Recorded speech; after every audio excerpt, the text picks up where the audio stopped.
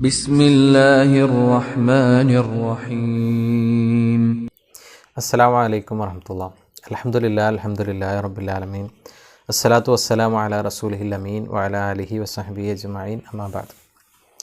സ്നേഹമുള്ള സഹോദരങ്ങളെ, ഖുർആൻ പഠിക്കാനും പഠിച്ചത് ജീവിതത്തിൽ പകർത്താനും അള്ളാഹു നമുക്കേവർക്കും തൗഫീഖ് നൽകി അനുഗ്രഹിക്കുമാറാകട്ടെ. വിശുദ്ധ ഖുർആനിലെ 59-ാമത്തെ അധ്യായം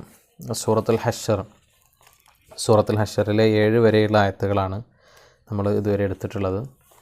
ഇനി ഇന്നത്തെ ക്ലാസ്സിൽ ഉൾപ്പെടുത്തുന്നത് 8, 9, 10 ആയത്തുകളാണ്. 3 ആയത്തുകളാണ് ഇതിൽ ഉൾപ്പെടുത്തുന്നത്. ആദ്യം ആയത്തുകൾ നോക്കാം.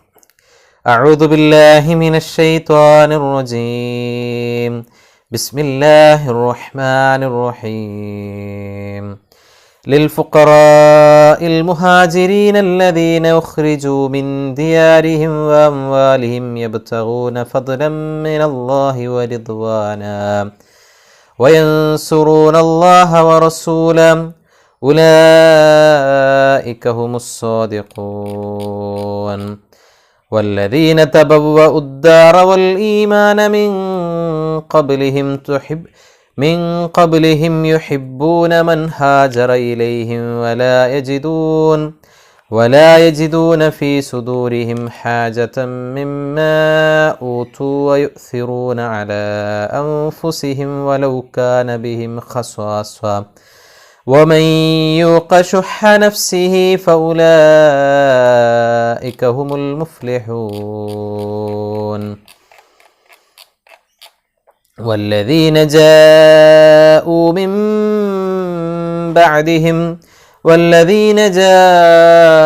من بعدهم يقولون ربنا اغفر لنا ولإخواننا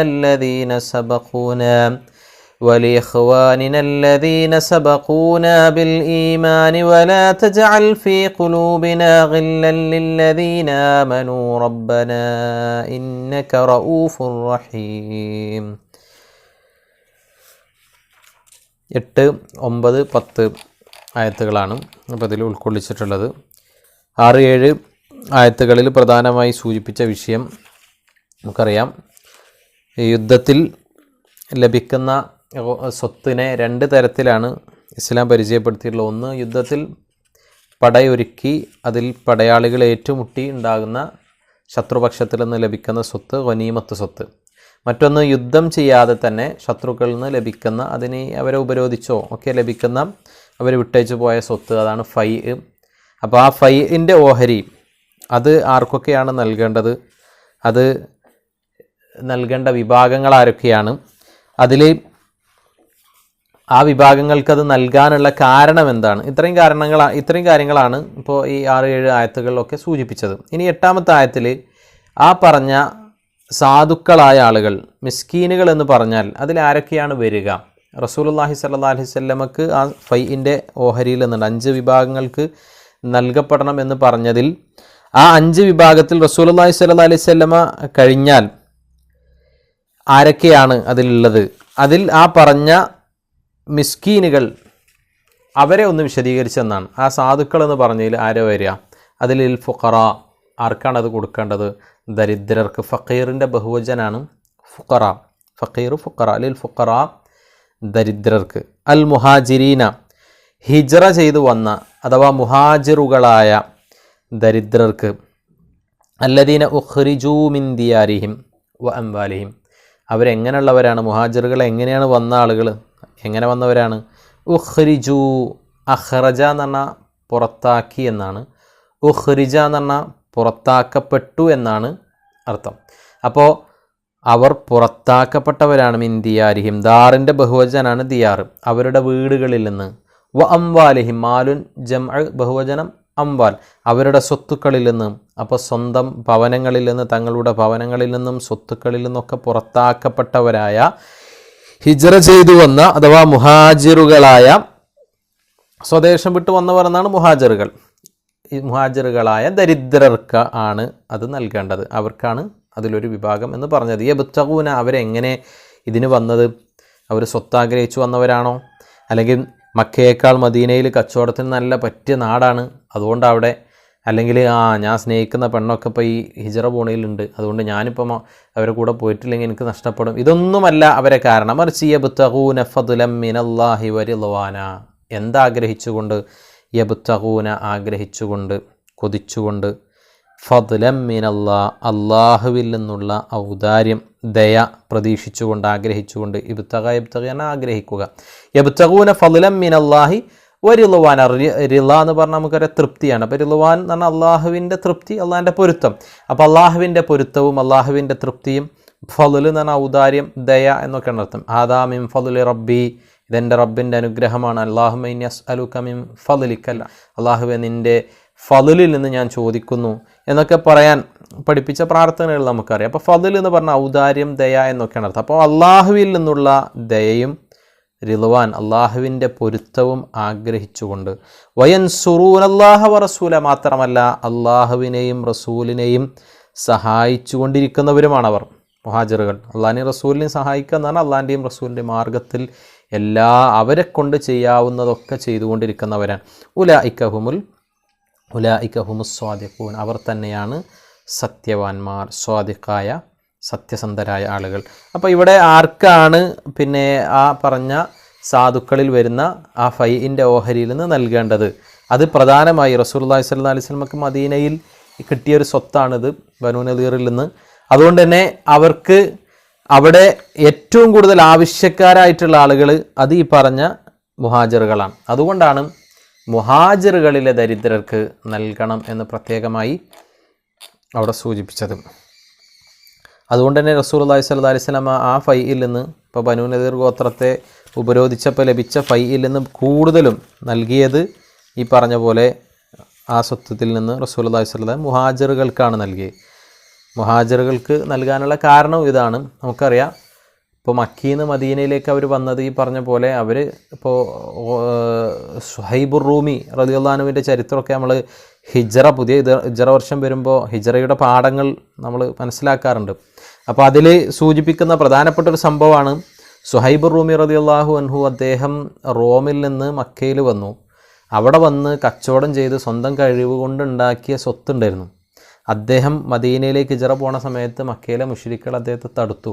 എന്നിട്ട് പറഞ്ഞു, സുഹൈബെ, നീ ഇങ്ങോട്ട് വന്നപ്പോൾ വെറും കൈ കൊണ്ട് വന്ന ആളാ, ഇപ്പം നീ സമ്പന്നനായി, നിനക്ക് സ്വത്തുണ്ട്, ആ സ്വത്തൊക്കെ കൊണ്ട് നീ മദീനയ്ക്കാണ് പോകാൻ ഞങ്ങൾ സമ്മതിക്കൂല, ഇത് ഇവിടുന്ന് ഇത് ഉണ്ടാക്കിയതാണ് എന്ന് പറഞ്ഞ് സുഹൈബ് റൂമി റളിയല്ലാഹു അൻഹുവിനെ അവിടെ തടുത്തു. നീയും നിൻ്റെ സ്വത്ത് ഇവിടുന്ന് പോകില്ല, അവനെ സ്വത്ത് ഇവിടെ ഇട്ടിട്ട് നിനക്ക് പോകാം. അങ്ങനെ അദ്ദേഹം ചോദിച്ചു, എന്നാൽ സ്വത്തൊക്കെ ഞാൻ വിട്ടെന്ന് എന്നെ പോകാൻ അനുവദിക്കുമോ? അങ്ങനെ ആ സ്വത്ത് മുഴുവൻ വിട്ടേച്ചിട്ടാണ് സുഹൈബ് റളിയല്ലാഹു അൻഹു പോകണം. അപ്പം അങ്ങനെ സ്വത്തിൽ നിന്നും തങ്ങളുടെ വീട്ടിൽ നിന്നുമൊക്കെ പുറത്താക്കപ്പെട്ട് അള്ളാഹിൻ്റെ മാർഗത്തിൽ അള്ളാഹിൻ്റെ പൊരുത്തവും അള്ളാഹുവിൻ്റെ ഔദാര്യവും പ്രാർത്ഥന പ്രതീക്ഷിച്ചുകൊണ്ട് ഇറങ്ങിത്തിരിച്ചവരായ മുഹാജിറുകൾ, ആ മുഹാജിറുകൾക്കാണ് റസൂലുള്ളാഹി സ്വല്ലല്ലാഹി അലൈഹി വസല്ലമ ഫൈഅ് സ്വത്തിൽ നിന്നും അധികമായി നൽകിയിട്ടുള്ളത്. പിന്നെ അൻസാരികളിൽപ്പെട്ട അത്യാവശ്യമാണ് എന്ന് തോന്നുന്ന ചിലർക്കും, അൻസാരികൾ നമുക്കറിയാം മദീനയിൽ മുഹാജിറുകളെ സഹായിച്ച മദീനക്കാരായ ആളുകളാണ്. അൻസാരികളെല്ലാം കൊണ്ടും അവർ മുഹാജിറുകൾക്ക് സൗകര്യം ഒരുക്കി കൊടുത്തവരുമാണ്. അവരെക്കുറിച്ച് തുടർന്നും ആയത്തുകളിൽ വിശദീകരിക്കുന്നുണ്ട്. അപ്പോൾ ആ ഒരു നിലക്ക് മുഹാജിറുകൾക്ക് കൂടുതൽ അവകാശമുള്ളതുകൊണ്ട് അവർക്ക് റസൂലുള്ളാഹി സ്വല്ലല്ലാഹി അലൈഹി വസല്ലമ കൊടുത്തിട്ടുണ്ട്. കാരണം എല്ലാ സ്വത്തിൽ നിന്നും സമ്പത്തിൽ നിന്നും തങ്ങളുടെ അതുവരെ ഉണ്ടാക്കിയതിൽ നിന്നൊക്കെ വിട്ടേച്ച് എന്താണോ കയ്യിലുള്ളത് അതും കൊണ്ട് മദീനയിലേക്ക് ഹിജറ പോയ ആളുകളാണ്. അതുകൊണ്ടാണ് ഖുർആൻ അങ്ങനെ തന്നെ പ്രയോഗിച്ച മുഹാജിറുകളായ ദരിദ്രന്മാർ എന്ന് പ്രത്യേകം പറഞ്ഞതും അതുകൊണ്ടാണ്. മുഹാജിറുകളായ ദരിദ്രന്മാർ, മറ്റ് ദരിദ്രർ അവിടെ ഉണ്ട്, എന്നാൽ അതിനേക്കാൾ അവിടെ ആവശ്യം ഇപ്പോൾ പുറം നാട്ടിൽ നിന്ന് ഒരു അടിസ്ഥാനമില്ലാതെ വന്നവരാ, ഒരു കാര്യം അവരുടെ കയ്യിലില്ല, അങ്ങനെ വന്ന ദരിദ്രർക്കാണ് കൊടുക്കേണ്ടത് എന്നതുകൊണ്ട് മുഹാജിറുകൾക്ക് കൂടുതൽ കൊടുത്തു, അൻസാരികൾപ്പെട്ട ചില ആളുകൾക്കും. വല്ലദീന തബവ്വഉ ഉദ്ദാറ വൽ ഈമാന, അടുത്ത ആയത്തിൻ്റെ അർത്ഥം 9-ാമത്തെ ആയത്ത്. വല്ലദീന തബവ്വഉ ഉദ്ദാറ വൽ ഈമാന മിൻ ഖബ്ലിഹിം യുഹിബ്ബൂന മൻ ഹാജറ ഇലൈഹിം വലാ യജിദൂന ഫീ സുദൂരിഹിം എന്ന് തുടങ്ങുന്ന ആയത്തുകൾ അൻസാരികളെക്കുറിച്ചാണ്. അപ്പോൾ വല്ലദീന ഒരു കൂട്ടർ, തബവ്വഉ ഉദ്ദാറ വൽ ഈമാന ഫല്യതബവ്വഅ മഖ്അദഹു മിനന്നാർ എന്ന് പറഞ്ഞിട്ട് ഹദീസിൽ ഈ പദം നമ്മൾ കേട്ടിട്ടുണ്ട്. അതായത് മൻ കദബ അലയ്യ മുതഅമ്മിദൻ ഫൽയതബവ്വ മഖഅദഹു മിനന്നാർ, എൻ്റെ മേൽ ആരാണോ മനഃപൂർവ്വം കള്ളം പറഞ്ഞത്, അഥവാ റസൂലുള്ളാഹി സ്വല്ലല്ലാഹി അലൈഹി വസല്ലമയുടെ മേൽ നബി പറഞ്ഞു എന്ന് പറഞ്ഞിട്ട് മനഃപൂർവ്വം ഒരാൾ കള്ളം പറഞ്ഞാൽ ഫൽയതബവ്വ മഖഅദഹു മിനന്നാർ, നരകത്തിൽ അയാളുടെ സീറ്റ് അയാൾ ഉറപ്പിക്കട്ടെ, റിസർവ് ചെയ്യട്ടെ എന്നാണ്. അപ്പോൾ തബവ്വ എന്ന് പറഞ്ഞാൽ ഒരുക്കി വെക്കുക, സൗകര്യപ്പെടുത്തി വെക്കുക, റിസർവ് ചെയ്യുക എന്നതിനൊക്കെ പറയുന്ന ഒരു പദമാണ് തബവ്വ. അപ്പോൾ വല്ലദീന തബവ്വൗ അദ്ദാറ വൽ ഈമാന മിൻ ഖബ്ലിഹിം, ഇവർക്ക് മുമ്പേ വീടും വിശ്വാസവും അഥവാ വാസസ്ഥലം കൊണ്ടും സത്യവിശ്വാസം കൊണ്ടും അഥവാ സത്യവിശ്വാസം സ്വീകരിച്ചുകൊണ്ടും മുമ്പേ ഒരുങ്ങി നിന്നവർ, ഒരുക്കി വെച്ചവർ അഥവാ സൗകര്യം നൽകി വെച്ച ആളുകൾ, അവർ പെട്ട ദരിദ്രരും യുഹിബ്ബൂന മൻ ഹാജറ ഇലൈഹിം, അവരിലേക്ക് വന്ന ആളുകളെ അവരിഷ്ടപ്പെടുകയും ചെയ്യുന്നു. അപ്പോൾ അവരുടെ കുറേ പ്രത്യേകതകൾ ഇങ്ങനെ പറയാണ്. ഒന്ന്, ആരാണ് മുഹാജിറുകളായ ദരിദ്രന്മാർക്കാണ് ഒന്ന് ഇതിൽ നിന്ന് ആദ്യമായിട്ട് കൊടുക്കേണ്ടത്. ഇനി ഈ പറഞ്ഞ പോലെ അവകാശപ്പെട്ട അൻസാരികൾ ഉണ്ടാകും. അപ്പോൾ അതുകൊണ്ടാണ് അൻസാരികളെ കുറിച്ച് പറഞ്ഞത്. എന്താ അവർ എന്ന് പറഞ്ഞാൽ ആരാണ്?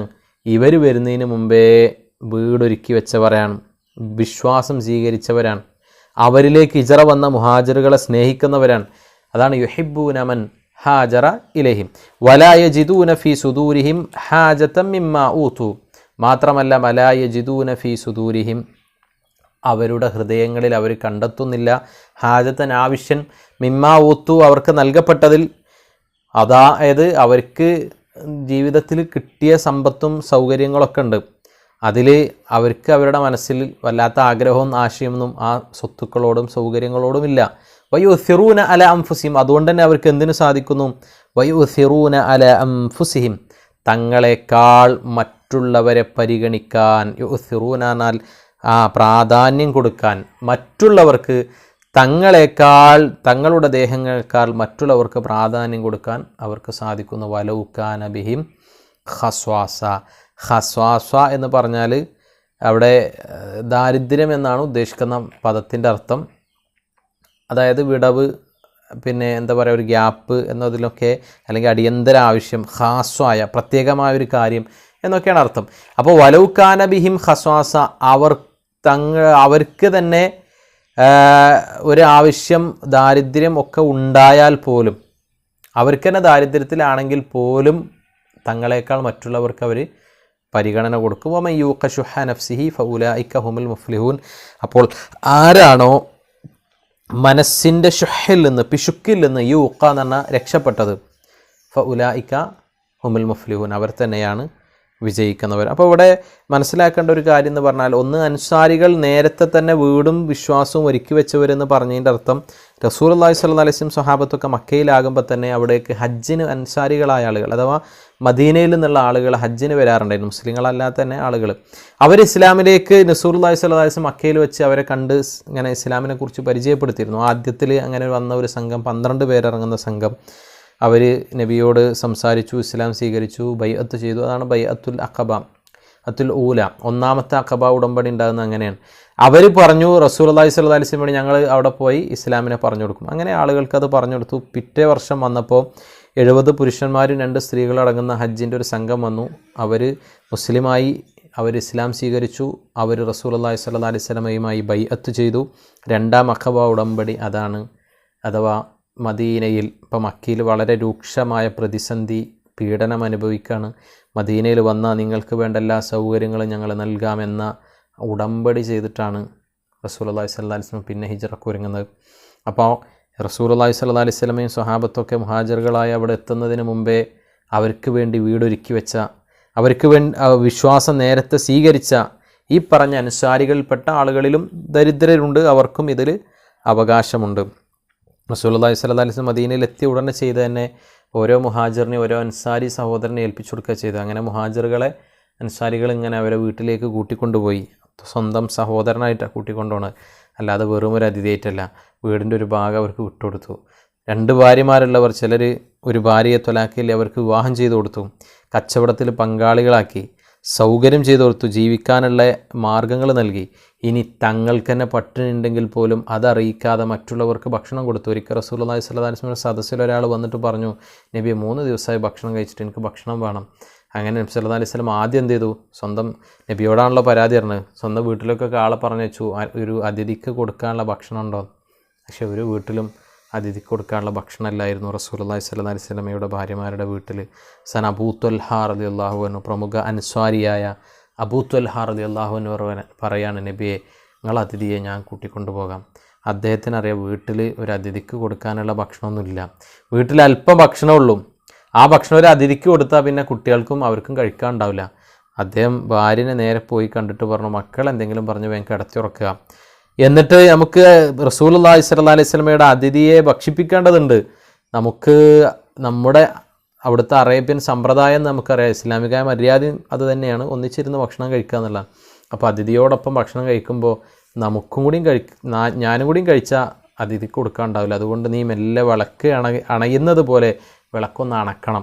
വിളക്കണക്കി വെച്ച് ഞാനും കഴിക്കുന്നുണ്ടെന്ന് വരുത്തി അതിഥിയെ ഭക്ഷിപ്പിക്കുകയാണ്. അത് സ്വയം പട്ടിണി കിടന്ന് മറ്റൊരാളെ ഭക്ഷിപ്പിക്കാൻ മാത്രം മനസ്സ് വിശാലമായ ആളുകളായിരുന്നു അൻസാരികൾ. അതുകൊണ്ടാണ് ഇവിടെ അങ്ങനെ പറഞ്ഞത്, വലൗകാന ബിഹിം ഖസ്വാസ, അവർക്ക് തന്നെ ദാരിദ്ര്യമുണ്ടെങ്കിൽ പോലും യുസിറൂന അല അൻഫുസിഹിം, തങ്ങളെക്കാൾ മറ്റുള്ളവർക്ക് പരിഗണന കൊടുക്കുന്നവരാണ്. ഈസാർ എന്ന് പറയുന്നത് അവർ വലിയ സ്വഭാവമാണ്. അതായത് സ്വന്തത്തേക്കാൾ മറ്റുള്ളവർക്ക് പരിഗണന കൊടുക്കാൻ സാധിക്കുക എന്ന് പറഞ്ഞാൽ അത് കിട്ടണമെങ്കിൽ ഖുർആൻ പറഞ്ഞൊരു കാര്യം ഇതാണ്, ആർക്കേ അത് കിട്ടുള്ളൂ. വമയ്യൂഖ ശുഹ നഫ്സിഹി, ആർക്കാണത് പറ്റുക?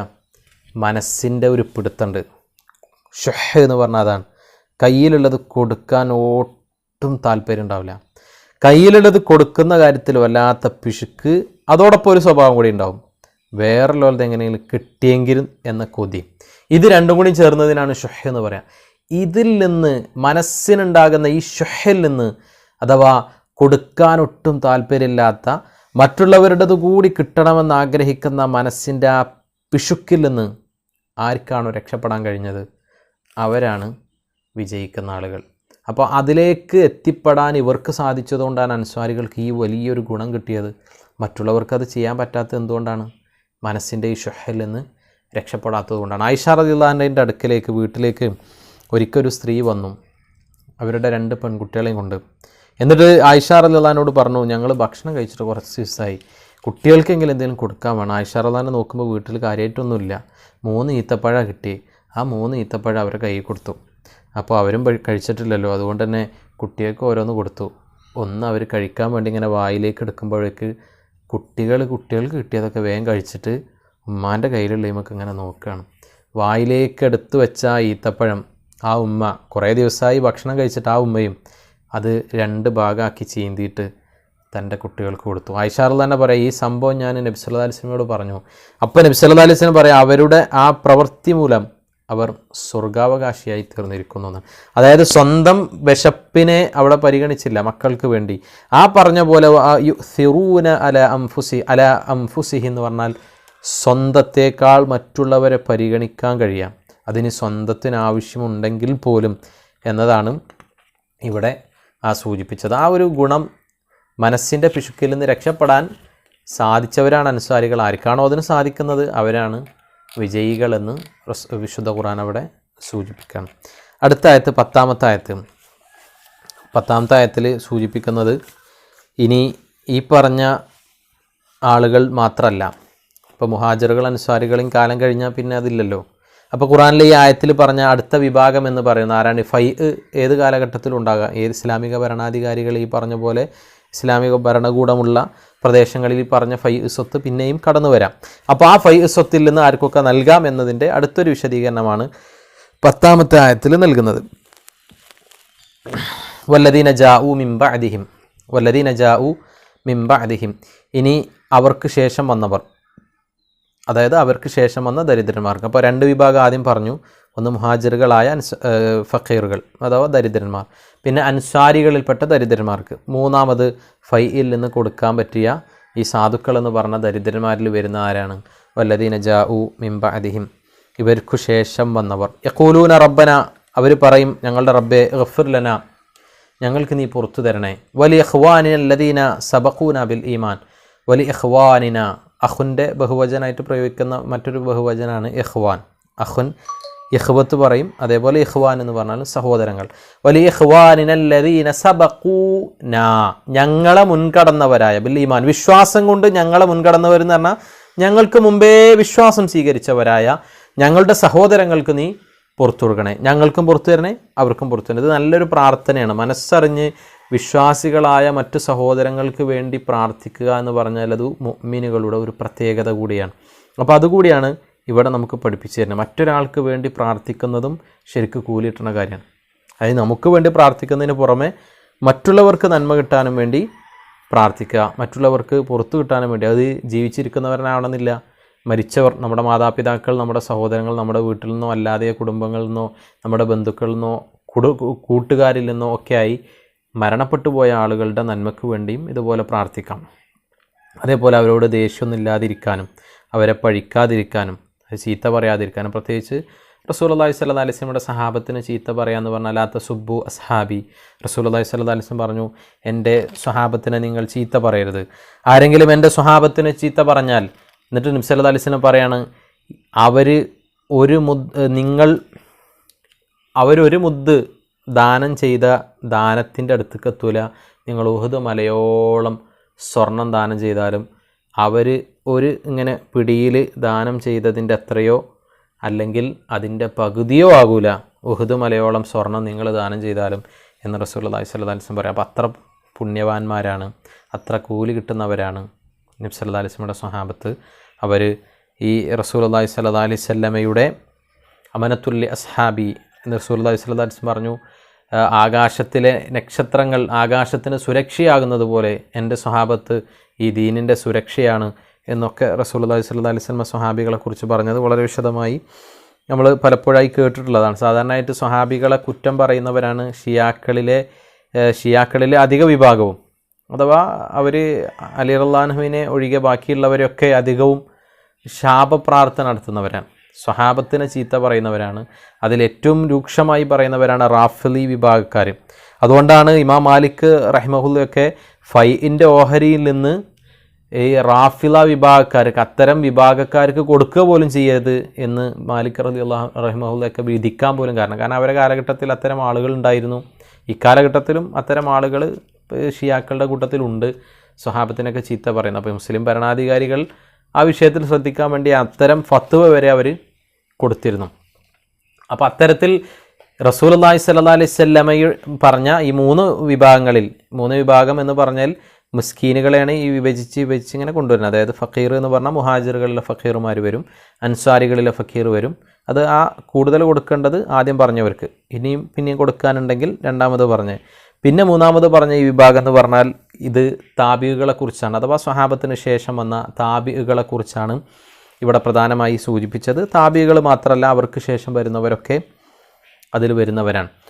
അവർക്ക് ശേഷം വന്നവരെന്ന് പറഞ്ഞാൽ താബിയുകൾ, അല്ലെങ്കിൽ അതിനുശേഷം നന്മയിൽ സ്വഹാബത്തിനെ അവർ ചെയ്ത നന്മയെ പിൻപറ്റിക്കൊണ്ട് ജീവിച്ചവർ. സൂറത്തു തൗബയിലെ 100-ാമത്തെ ആയത്തിലൊക്കെ പറഞ്ഞ പോലെ സാബിഖൂനൽ അവ്വലൂന മിനൽ മുഹാജിരീന വൽ അൻസാർ വല്ലദീന തബഊഹും ബിഇഹ്സാൻ റളിയല്ലാഹു അൻഹും വറളു അൻഹു എന്ന് പറഞ്ഞിട്ട് സൂറത്തു തൗബയിൽ 100-ാമത്തെ ആയത്തിൽ പറഞ്ഞ പോലെ സ്വർഗ്ഗത്തിലേക്ക് മുൻകടന്ന ആളുകൾ എന്ന് പറഞ്ഞ മുഹാജിറുകളെ അൻസാരികളെയും സൂചിപ്പിച്ചിട്ട് വല്ലദീന തബഊഹും ബിഇഹ്സാൻ, നന്മ ചെയ്തുകൊണ്ട് അവരെ പിൻപറ്റിയവരാരാണോ അവരും താഴ്ഭാഗത്തൂടെ അരുവികൾ ഒഴുകുന്ന സ്വർഗ്ഗത്തോപ്പിലാണ് എന്ന് വിശുദ്ധ ഖുർആൻ അവിടെ സൂചിപ്പിച്ചിട്ടുണ്ട്. അപ്പോൾ ഈ 10-ാമത്തെ ആയത്തിൽ പറഞ്ഞതെന്ന് പറഞ്ഞാൽ ഈ വിഭാഗത്തെക്കുറിച്ച് സൂചിപ്പിച്ചു. അവരാരാണ്?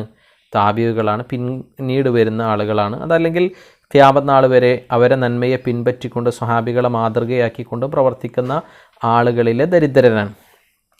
അവരൊക്കെ ഈ വിഭാഗത്തിൽ വരും എന്നർത്ഥം.